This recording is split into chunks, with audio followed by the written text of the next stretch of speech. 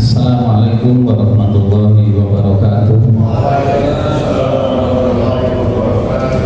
Alhamdulillahilladzi khalaqas samawati wal ardh wa ja'ala adh-dhulumati wan nur thumma alladhina kafaru bi rabbihim ya'dilun. Asyhadu an la ilaha illallah wahdahu la syarika lah wa asyhadu anna Muhammadan 'abduhu wa rasuluh. Allahumma shalli wa sallim ala Muhammadin wa ala alihi wa sahbihi ajma'in. Saudara-saudara semua yang saya muliakan dan mudah-mudahan dimuliakan oleh Allah Subhanahu wa taala. Marilah kita bersyukur kepada Allah karena janji Allah, la in wa in adzana rabbukum la in syakartum la azidannakum wa la in kafartum inna azabi lasyadid. Jadi barang siapa yang bersyukur kepada Allah, maka Allah akan menambah nikmatnya. Dan barang siapa yang kufur terhadap nikmat Allah, maka Allah akan memberikan azab. Kenapa? Karena kita itu sudah diberi nikmat banyak oleh Allah, tetapi kita tidak bersyukur, maka Allah akan memberikan azab. Oleh karena itu, marilah kita banyak-banyak bersyukur kepada Allah supaya kita itu betul-betul mendapatkan ketenangan, kebahagiaan, dan kemesraan di dalam hidup. Jadi orang yang tidak bersyukur itu jangan berharap bisa hidup bahagia. Mimpi pun jangan. Karena apa? Karena tidak akan mungkin. Jadi tidak akan mungkin meraih sebuah hidup tenang, hidup bahagia, hidup berusaha kalau tidak bersyukur.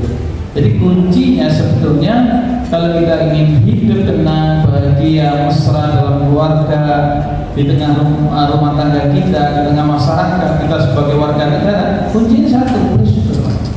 Insya Allah Allah akan menambah nikmat kepada kita baik di dunia lebih-lebih di akhirat. Nah, berbicara soal syukur itu salah satunya adalah bagaimana kita bisa meluangkan waktu untuk beribadah.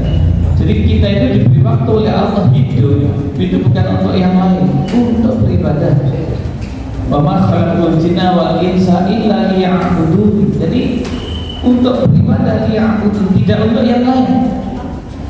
Oleh karena itu, marilah kita betul-betul menjadikan hidup ini betul-betul untuk ibadah. Makanya saya lebih fokus pada yang merasa mu'alaf saja ya. Jadi yang sudah merasa lama yang ikut saja ya. Nah ini ya. Jadi meluangkan waktu itu bagian merasa syukur kita kepada Allah. Kita sudah beri waktu hidup, kita sudah diberi nikmat. Bahkan Allah menyampaikan dalam ayat 78 Quran surat An-Nahl, wa ja'ala lakum as-sam'a wal absara wal af'idah la'allakum tashkurun. Aku telah menjadikan kepada kalian indera pendengaran, penglihatan, hati nurani, la'allakum tashkurun. Jadi Allah berikan indera pendengaran, penglihatan, hati nurani, akal pikiran. Allah meminta la'allakum tashkurun, jadikanlah untuk bersyukur. Indra, ya. Nah, ini tentang masalah itu. Yang kedua, bersyukur itu adalah menyisihkan nikmat untuk beramal. Kenapa sih Allah itu kok menyuruh kita bersusah payah mencari nikmat, mencari rezeki? Ada yang mengatakan siang dipakai malam, malam pakai siang, yang hanya untuk mendapatkan nikmat. Dan tiba-tiba Allah meminta, bukan Allah meminta, tapi itulah sayangnya Allah kepada kita. Kenapa? Karena kita itu supaya menghadap Allah itu ada yang kita bawa. Jadi begitu di yaumul hisab, ya dari yaumul ba'ats menuju yaumul hisab, kita dihisab oleh Allah, ditimbang oleh Allah, kita punya amal yang berat. Jadi jangan sampai kita itu menghadap Allah di yaumul hisab nanti, itu kita tidak memiliki sebuah timbangan yang berat. Itu jangan sampai. Di sini kemurahan Allah. Makanya Allah meminta kepada kita untuk bersyukur. Jangan sampai kita menjadi hamba Allah yang kufur. Nah ini salah satu ciri. Nah ini salah satu ciri orang kufur nikmat adalah mereka rakus dalam urusan dunia. Nah kita jangan bagian daripada ini Bapak Ibu. Karena orang yang rakus itu orang yang bermimpi seakan-akan dia itu akan memiliki dunia. Tapi akhirnya apa? Ternyata dunia itu adalah membunuh dirinya. Gambarannya seperti ini. Ini orang yang rakus. Dia itu ingin muat yang banyak supaya hasilnya banyak. Tapi faktanya apa? Nah itu faktanya seperti itu. Itu Kalau orang itu yang rakus, ya dunia itu seakan-akan menjadi miliknya, kekayaannya kelihatan dia miskin semua, saya kaya. Nah, tapi justru dengan harta kekayaannya, kerakusannya itu akhirnya justru membunuh dirinya sendiri. Oleh karena itu kita jangan sampai menjadi hamba-hamba Allah yang rakus. Waktu itu adalah waktu kapan? Ya waktu hidup di dunia. Selama juga begitu. Saya tanya, karena saya itu hanya ada 3 masjid sekabupaten, ya. Karena Islam hanya 16%, ya. Dan yang mayoritas Islam Muhammadiyah. Nah, di sana itu kadang-kadang kalau mau berangkat ikut sholat tarawih itu harus berjalan berjam-jam. Bahkan ada yang sampai 4 jam, 6 jam berjalan untuk mencari musola yang ada di situ adalah mendirikan sholat. Itu luar biasa susahnya. Saya dari Pontianak kemarin yang baru itu hampir 8 jam untuk menuju tempat, ya. Saya sudah begitu di beberapa tempat yang lain. Apalagi di Suku Kera yang ada di Kupang, ya, NTT sana. Di situ Suku Kera itu hanya dihuni oleh 90 keluarga. Di sana masih jauh dengan kehidupan, Pak. Masya Allah, kita bersyukur kalau hidup di Surabaya semua serba ada. Di sana tidak ada. Mau makan juga tidak makan. Pagi nggak ada, gandum nggak ada. Apa yang dimakan sehari-hari ya hasil laut itu. Tapi sekarang dengan adanya perahu kecil-kecil itu kadang seminggu sekali, katanya penduduk sana pergi ke kota Kupang, nah itu untuk apa ya, jual ikan-ikannya itu, ya, itu kemudian ditukar. Nah, bahkan air bersih pun itu harus tukar. Jadi jauh, Masya Allah. Kalau kita melihat kehidupan sana, Masya Allah, sangat prihatin itu. Nah, disinilah. Jadi kita itu bukan hanya beriman, tapi beramal soleh. Ketika mereka sudah beriman, beramal itu betul-betul menjalankan dan iman dengan baik. Nah, dan juga orang-orang yang akan beruntung diantaranya adalah selain beriman dan beramal soleh, mereka itu adalah yang senantiasa menjadikan hidup itu diwarnai dengan kesabaran, saling memberikan nasihat, saling sabar. Masya Allah, orang-orang yang sabar, ya, menjalankan hidup dengan sabar, Allah akan memberikan kemudahan. Karena sabar itu ciri orang yang bertakwa.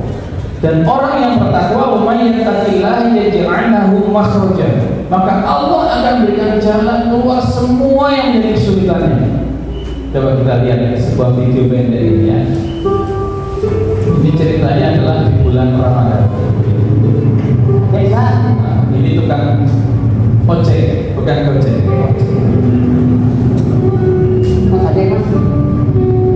Ikhtiar, namanya cari penumpang dia harus ikhtiar. Ada itu sebuah ditawari, siapa tahu ada yang menjadi penumpang. Nah, ojek kan? Ojek kan? Nawarkan sudah, senyum juga sudah. Ini namanya ikhtiar.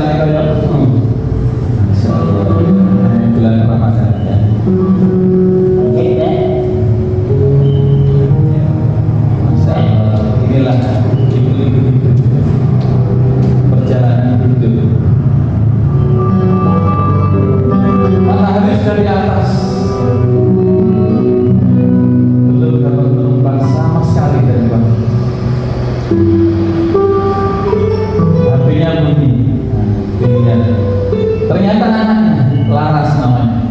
Pak, nanti segera beli obat karena ibu sakit. Ibu kontrakan juga minta dilunasi hari ini. Coba bayangkan,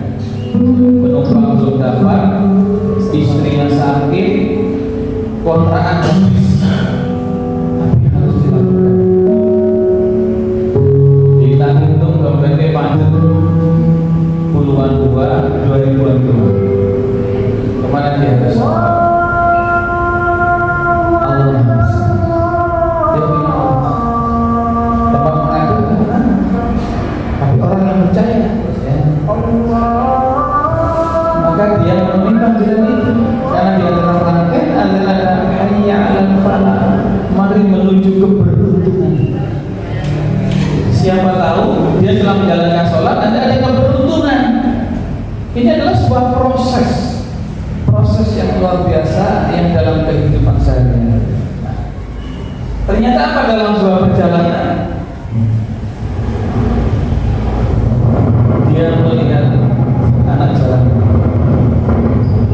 kelihatannya sangat lesu sekali.